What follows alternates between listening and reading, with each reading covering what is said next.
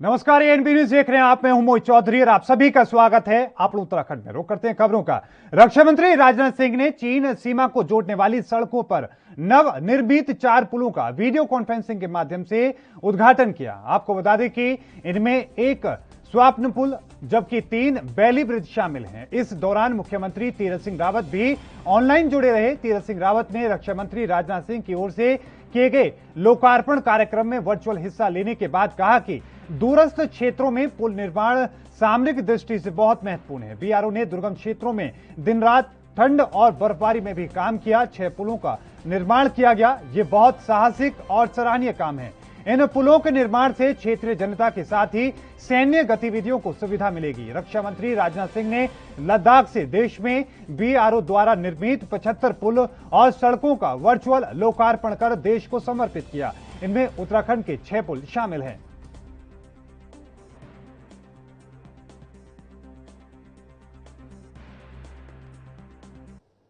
जिस प्रकार का कार्य किया है उसकी जितनी भी सराहना की जाए वह कम है।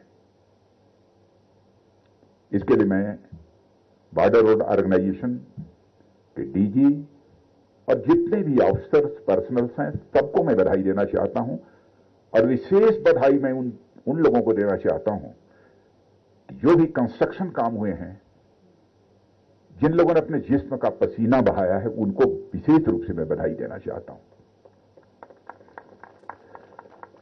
इसमें कहीं दो मत नहीं है कि बॉर्डर रोड ऑर्गेनाइजेशन जिन सड़कों का निर्माण कर रहा है, जिन ब्रिजेज का निर्माण कर रहा है, वह देश के विकास की गति को बढ़ाने वाले हैं। और कोविड के दौर से जब सारा देश गुजर रहा है और अभी तक हम सारे लोग मंत्रालय में वर्चुअल मोड में ही अपनी सारी मीटिंग्स करते रहे हैं, लेकिन मैंने फैसला किया कि चूंकि डेवलपमेंट का सवाल है, इसलिए वर्चुअल मोड से हमको निकलना चाहिए और बीआरओ के कार्यक्रम में हमारी फिजिकल प्रेजेंस होनी चाहिए। इसीलिए मैं फिजिकली इस कार्यक्रम में शिरकत करने के लिए मौजूद हूं। और इसके कुछ ही दिन पहले, 5, 7, 10 दिन पहले जो एक कार्यक्रम हुआ था, उस कार्यक्रम में भी बीआरओ के कार्यक्रम में मैं फिजिकली मौजूद था। उससे 12 सड़कों का लोकार्पण हुआ था। आज 63 ब्रिजेज और रोड्स इनका लोकार्पण हो रहा है। सब मिला मिलाकर 75 यानी जब हम आजादी के 75वें वर्ष में प्रवेश कर रहे हैं तो बॉर्डर रोड ऑर्गेनाइजेशन ने यह फैसला किया कि हम 75 ऐसे कार्यों का जिनका हमने निर्माण किया है, हम इस राष्ट्र को समर्पित करेंगे। इस इवेंट का ऑर्गेनाइजेशन बॉर्डर रोड ऑर्गेनाइजेशन ने किया है और वर्चुअल प्रेजेंस से यह फिजिकल प्रेजेंस की हाल की जो हमारी यात्रा रही है, या मैं कहूं वर्चुअल प्रेजेंस से लेकर फिजिकल प्रेजेंस तक की हमारी यह यात्रा बॉर्डर रोड ऑर्गेनाइजेशन के सहारे तय हुई है, तो यह कहना भी एग्जैगरेशन नहीं होगा, यह अतिशयोक्तिपूर्ण नहीं होगा।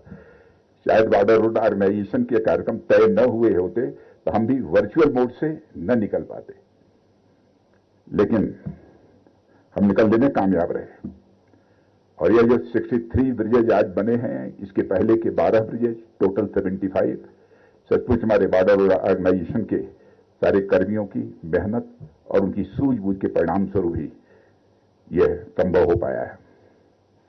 और कोविड के दौरान जब सारी दुनिया अपने घरों में सिमटी हुई थी, उत्तराखंड में बीजेपी के चिंतन शिविर का कार्यक्रम जारी है। सोमवार को बैठक स्थल पर पूर्व मुख्यमंत्री विजय बहुगुणा, त्रिवेंद्र सिंह रावत, मंत्री धन सिंह सहित तमाम नेता बैठक में पहुंचे। बारिश की वजह से कार्यक्रम में आज थोड़ा विलंब जरूर हुआ। पहले सत्र में प्रदेश की राजनीतिक परिस्थितियों पर चर्चा की गई। आमंत्रित लोगों से भी सुझाव मांगे गए। रामनगर बीजेपी चिंतन शिविर के दूसरे दिन का पहला सत्र सुबह 9:15 पर शुरू हुआ, जो 10:45 तक चला। दूसरा सत्र सुबह 11 बजे से शुरू होकर दोपहर 12:15 बजे तक चला। इसमें विभिन्न राजनीतिक गतिविधियों, ताकत और कमजोरी पर बात हुई।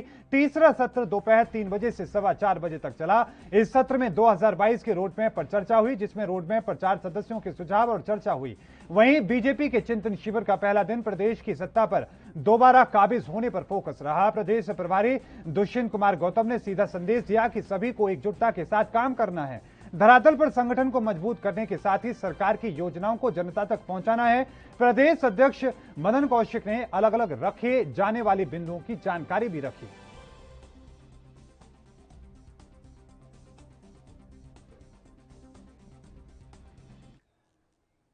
तो रामनगर में 3 दिनों तक चलने वाले बीजेपी के चिंतन शिविर में पहुंचे प्रदेश के मुख्यमंत्री तीरथ सिंह रावत पहुंचे। इस दौरान उन्होंने वर्चुअल तरीके से 6 पुलों का लोकार्पण किया। मीडिया से उन्होंने क्या कुछ कहा उस दौरान आइए सुनते हैं।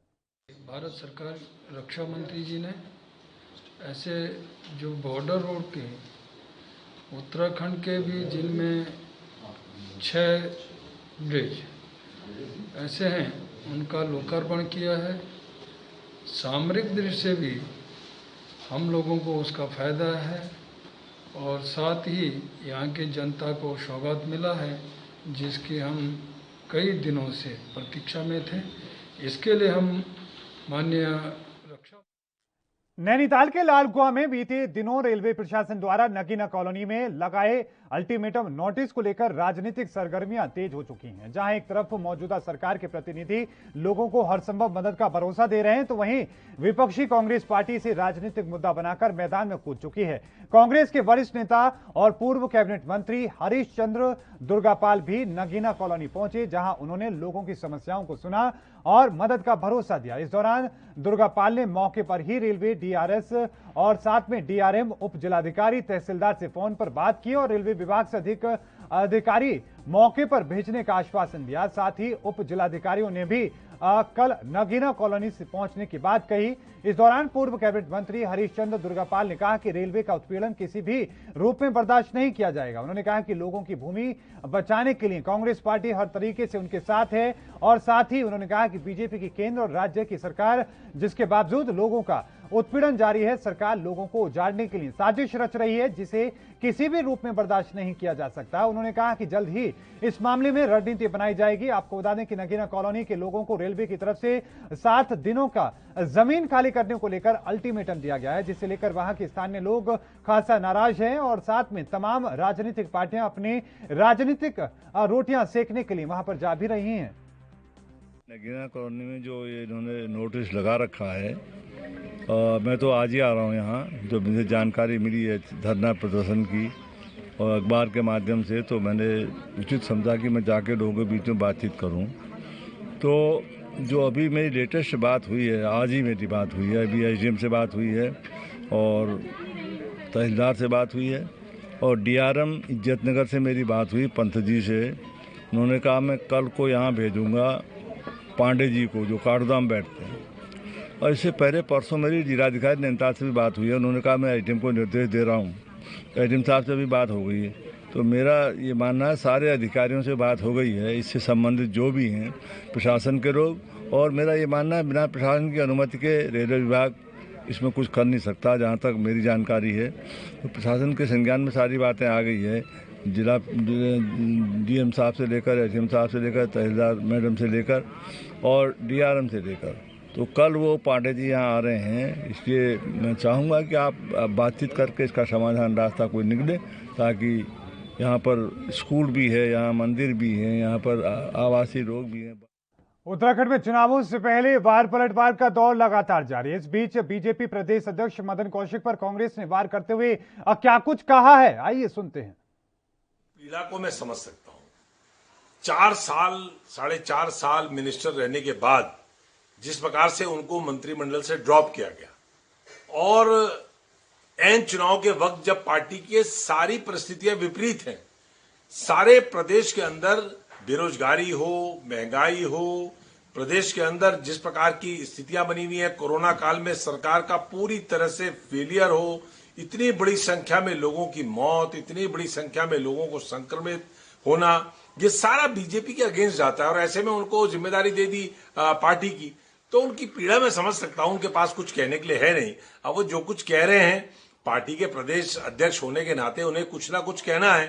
कांग्रेस कहां खड़ी थी, अब ये सवाल बताइए। विपक्ष से सरकारी सत्ताधारी दल का वो व्यक्ति जो 4.5 साल मिनिस्टर रहा, वो हमसे पूछ रहा है कि कांग्रेस कहां थी कोरोना काल में।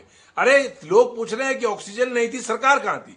लोग पूछ रहे हैं कि आईसीयू के बेड नहीं थे, वेंटिलेटर नहीं थे, लोगों की जान जा रही थी, लोग तड़प तड़प के मर रहे थे, सरकार कहां उनके साथ खड़ी थी? ये सवाल जब पूरी जनता कर रही है और इस सारी कोरोना की मार के ऊपर जिस प्रकार से डाका डालने का काम मोदी जी की सरकार ने पेट्रोल में, डीजल में, रसोई गैस में, अनाज में, खाने के तेल में जिस प्रकार से लूटने का काम किया, जब जनता पूछ रही है कि बीजेपी की केंद्र की सरकार कहां थी, डबल इंजन की सरकार कहां थी, त्रिवेंद्र और तीरथ की सरकार कहां थी, मदन कौशिक की सरकार कहां थी, तब मदन कौशिक जी हमसे पूछ रहे हैं कि आप कहां थे। ये बड़ा हास्यास्पद है, लेकिन उनकी मनस्थिति मैं समझ सकता हूं, उनकी पीड़ा मैं समझ सकता हूं। देहरादून के तहसील विकासनगर क्षेत्र में बिजली आपूर्ति व्यवस्था के खिलाफ कांग्रेस पार्टी ने मोर्चा खोल दिया। जिला कांग्रेस कमेटी के अध्यक्ष संजय किशोर के साथ कार्यकर्ताओं ने मिलकर अधिशासी अभियंता कार्यालय के खिलाफ विरोध प्रदर्शन कर जोरदार नारेबाजी की गई। संजय किशोर ने कहा कि क्षेत्र में बेतहाशा हो रही बिजली कटौती से आम लोगों को काफी दिक्कतों का सामना करना पड़ रहा है। बिजली विभाग अपनी जिम्मेदारियों का निर्वहन ईमानदारी के साथ नहीं कर रहा है। कांग्रेस के कार्यकर्ताओं का आरोप है कि जब वो अधिशासी अभियंता कार्यालय पहुंचे तब कोई भी सक्षम अधिकारी मौके पर मौजूद नहीं था। इससे उनके काम के प्रति गंभीरता का पता चलता है। पड़ रहा है कि जिस तरीके से विद्युत विभाग काम कर रहा है, बिजली नाम की कोई चीज ये क्षेत्र में देने को राजी नहीं है। पूरे ग्रामीण क्षेत्र की बिजली तो लगातार ये भगाते हैं रात को और सुबह सुबह पता नहीं किस टाइम देखते हैं क्या करते हैं, कहाँ से इनके फाल्ट होते हैं और ढूंढते नहीं है। और कल तो इन्होंने इतना बुरा हाल कर दिया कि पूरे क्षेत्र में पूरे पछवादून के अंदर ही बिजली गायब कर दी। लोगों के पास पीने तक का पानी लोगों को नसीब नहीं हुआ। रात को 8 बजे 11 बजे बिजली आ रही है, उसके बाद सुबह को फिर जा रही है। तो क्या व्यवस्था है? रोज सरकार बिजली की दरें बढ़ा रही है, लेकिन उसके बाद भी व्यवस्थाएं बिल्कुल चौपट हो रखी हैं। तो बड़े दुख की बात है। और ऊर्जा प्रदेश उत्तराखंड को कहने वाली ये सरकार आज कहाँ है? व्यवस्थाएं सब चौपट हो चुकी हैं। इसके लिए आज हमें आंदोलन करने के लिए बाध्य होना पड़ा, यहाँ पे घेराव करने के लिए आना पड़ा। और जब तक ये व्यवस्थाएं ठीक नहीं होगी, कांग्रेस का एक एक कार्यकर्ता आंदोलन करेगा, उग्र आंदोलन करेगा, घेराव करेगा और इनसे सवाल पूछेगा। निश्चित रूप से विद्युत विभाग का तो हाल ही बुरा है ना, तभी तो ये व्यवस्थाएं इतनी चौपट है। यहाँ पे कोई जवाब देने वाला जिम्मेदार व्यक्ति नहीं है। लोग फोन करके इनसे पूछते हैं कि भाई क्या व्यवस्था है, क्या हो गया, क्या नहीं, तो कोई जवाब फोन ही नहीं उठाते। इतने बुरे हाल है। अगर आपको कोई लंबा विद्युत ब्रेक देना है तो आपको जिम्मेदार लोगों से बात करनी पड़ेगी, उसका दिन तारीख निश्चित करना पड़ेगा ताकि लोग अपनी व्यवस्थाएं भी। सितारागंज में कांग्रेस के नवनियुक्त पदाधिकारियों का रविवार को स्वागत कार्यक्रम किया गया। स्वागत कार्यक्रम में पूर्व विधायक नारायण पाल और पूर्व ग्राम प्रधान मुगनी मलिक के नेतृत्व में यूथ कांग्रेस के प्रदेश अध्यक्ष सुमित्रा भुल्लर का जोरदार स्वागत किया गया। कार्यक्रम में पूर्व विधायक नारायण पाल ने कहा कि जनता बीजेपी से पूरी तरीके से त्रस्त हो चुकी है। आगामी विधानसभा के चुनावों में कांग्रेस फुल बहुमत से सरकार बनाएगी। हमारे नेता हैं श्री देवेंद्र यादव जी, हमारे प्रभारी, सब लोग कोऑर्डिनेशन के साथ काम कर रहे हैं। प्रदेश में कांग्रेस की सरकार बनेगी। जय हिंद। प्रतिपक्ष और प्रदेश अध्यक्ष पर नई नियुक्तियों पर क्या कहना है आपका? देखो, काम चल रहा है अभी, और अभी तक सब कुछ हो भी जाता, लेकिन आदरणीय हमारी जो नेता थी इंदिरा देश जी, उनके देहांत के बाद थोड़ा सा गतिरोध आया है। लेकिन पार्टी का जो कोऑर्डिनेशन तैयार हो रहा था, समन्वय हो रहा था, और आपस में सबको मिलाकर कांग्रेस की सरकार बनाने की जो हमारी प्रतिबद्धता थी, वो बिल्कुल उसे अमली जामा पहनाने के लिए हम सब लोग मीटिंग भी कर रहे थे। अभी 2-3 दिन में नेता प्रतिपक्ष और जो भी नए पदाधिकारी बनेंगे 2-3 दिन में सब सामने बात आएगी। मैं राष्ट्रीय कांग्रेस पार्टी का नेतृत्व कर रहे और हमारे प्रदेश यूथ कांग्रेस का नेतृत्व कर रहे सुमित्रा भुल्लर जी, बड़े भाई जी का बहुत बहुत हार्दिक धन्यवाद एवं आभार प्रकट करता हूं कि उन्होंने मेरे को और मेरे अन्य साथियों को प्रदेश संयुक्त सचिव के पद से यूथ कांग्रेस के जो नवाजा है, उसके लिए मैं जीवन भर उनका ऋणी रहूंगा। और साथ ही आज हमारे सितारगंज शहर के ग्राम पंडरी में मुगनी प्रधान जी, पूर्व प्रधान मुगनी अहमद जी का मैं हार्दिक धन्यवाद करता हूं, जिन्होंने अपने निवास पे हमारा स्वागत कार्यक्रम रखा, जहां पर हमारे पूर्व विधायक आपको बता दें कि रुड़की की खानपुर विधानसभा में टाइफन सैनिटाइजर्स स्प्रे मशीन 80 गांवों को सैनिटाइज करेगी। बता दें कि कानपुर विधानसभा में 13 लाख रुपए की कीमत की typhoon sanitiser spray machine Kanpur विधायक चैंपियन कुंवर प्रताप सिंह ने ऑर्डर कर बनवाई है। आपको बताएं कि जिससे टैंक की क्षमता 3000 लीटर बताई जा रही है। ये मशीन कानपुर विधानसभा में 80 गांवों के साथ नगर पंचायतों में भी सैनिटाइज करने का काम करेगी।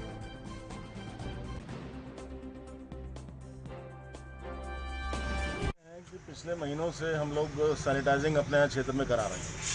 सैनिटाइजर स्प्रे के लिए किराए के हम ट्रैक्टर ट्रॉलियाँ मंगाते थे, लेकिन मुझे ये लगा कि कोरोना की दूसरी वेव है, तीसरी वेव है, भविष्य में कुछ और भी हो सकता है।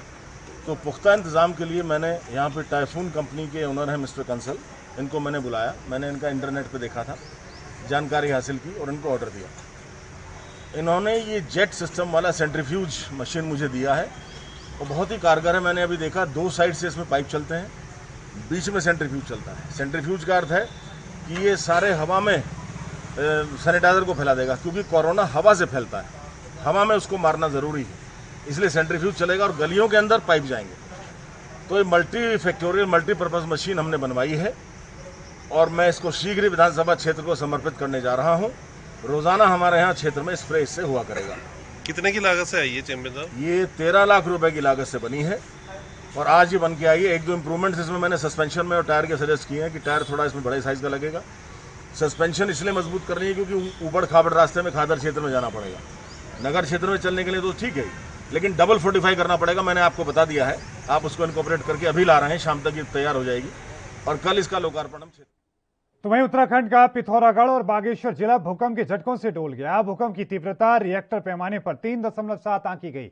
ये भूकंप पिथौरागढ़ जिले के नाचनी क्षेत्र में और बागेश्वर में दोपहर को महसूस किए गए। वहीं भूकंप का झटका हल्का होने की वजह से अन्य इलाकों में भी इसे महसूस किया गया। भूकंप का केंद्र मुनियारी में बताया जा रहा है और इसकी गहराई करीब 10 किलोमीटर गहरी बताई जा रही है। पिछले 19 फरवरी को भी इन दिनों में जिलों में भूकंप के झटके महसूस किए गए थे। रिएक्टर पैमाने पर भूकंप की तीव्रता 4 मापी गई थी। इसका केंद्र पिथौरागढ़ जिले के डीडीहाट में 8 किलोमीटर की गहराई पर था। आपको बताएं कि पिथौरागढ़ के मुनियारी, मदकोट में बंगापानी और नाचनी क्षेत्र में तीव्र झटके महसूस किए गए थे। नाचनी में भूकंप महसूस होते ही लोग घरों से बाहर निकल आए।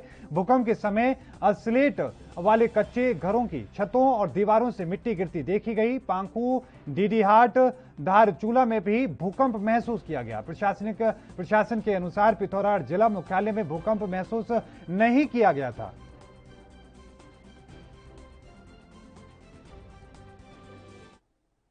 उत्तराखंड हाईकोर्ट ने चारधाम यात्रा पर रोक लगा दी है। बता दें कि राज्य सरकार ने 1 जुलाई से 3 जिलों की चारधाम यात्रा शुरू करने का फैसला किया था। प्रदेश मंत्रिमंडल ने चारधाम यात्रा संबंधित जिलों के लोगों के लिए खोलने का फैसला लिया था। 1 जुलाई से चमोली जिले के लोग बद्रीनाथ धाम, रुद्रप्रयाग के लोग केदार धाम और उत्तरकाशी जिले के लोग गंगोत्री, यमुनोत्री के दर्शन करने वाले थे। इसके लिए तीर्थ पुरोहितों का वैक्सीनेशन किया जा रहा है। सभी तीर्थ पुरोहितों, आपको बताएं कि सभी तीर्थ यात्रियों को आरटीपीसीआर या फिर एंटीजन नेगेटिव रिपोर्ट जरूर लेकर आनी थी। बता दें कि पिछले साल कोरोना की पहली लहर में भी सरकार ने 1 जुलाई से ही चारधाम यात्रा शुरू की थी। इस बार भी कोरोना की दूसरी लहर की रफ्तार धीमी पड़ने और सरकार ने अभी चमोली, रुद्रप्रयाग और उत्तरकाशी जनपदों के लोगों के लिए चारधाम यात्रा शुरू करने की मंजूरी दी थी।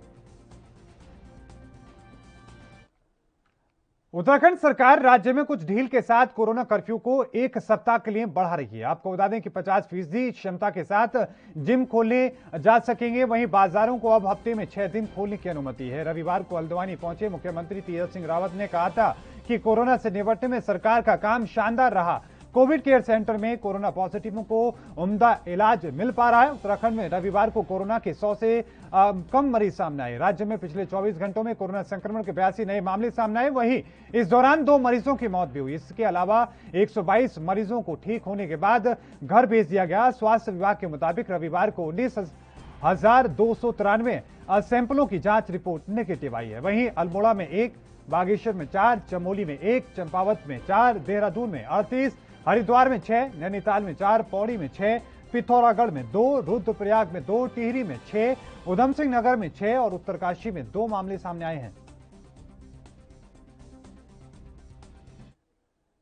विकासनगर के कालसी वन प्रभाग चौहंड रेंज के अंतर्गत राजवाड़ा क्षेत्र में प्रतिबंधित साल के पेड़ों पर दिन दहाड़े खुलेआम आरी चलाने का काम किया जा रहा है। उसको लेकर संबंधित विभाग के द्वारा अभी तक किसी भी व्यक्ति के खिलाफ कोई कार्रवाई नहीं की गई है। जिस तरीके से लाखों की संख्या में साल के पेड़ों को अवैध कटान कराया जा रहा है, ऐसे में विभागीय कार्यप्रणाली पर भी सवाल खड़े हो रहे हैं। जिस जगह पर पेड़ों का कटान किया जा रहा है वो क्षेत्र कालसी वन प्रभाग के मात्र 2 किलोमीटर की दूरी पर है। प्रकरण राजावाला जंगल का है जो कि कालसी डीएफओ महोदय के अंतर्गत आता है। कल सुबह हम लोग वहाँ पे गए तो कुछ दबंगइयों द्वारा और कुछ भूमाफियाओं द्वारा हम लोगों के साथ अभद्रता की। हमें सूचना आई थी कि वहाँ पे जो है पेड़ कट रहे हैं। मेरा वहाँ पे आवास है तो देखा कि पहले 1, 2 और सैकड़ों पेड़ गिनने के बाद वहाँ पे हजारों की तादाद में पेड़ कटे। जब हमने पूरा देखा तो लाखों की तादाद में वो पेड़ पहुँचे हैं। जब हम लोगों ने बोला तो उन्होंने कहा कि यहाँ परमिशन है। जब परमिशन के लिए डीएफओ से बताया कोई परमिशन नहीं है।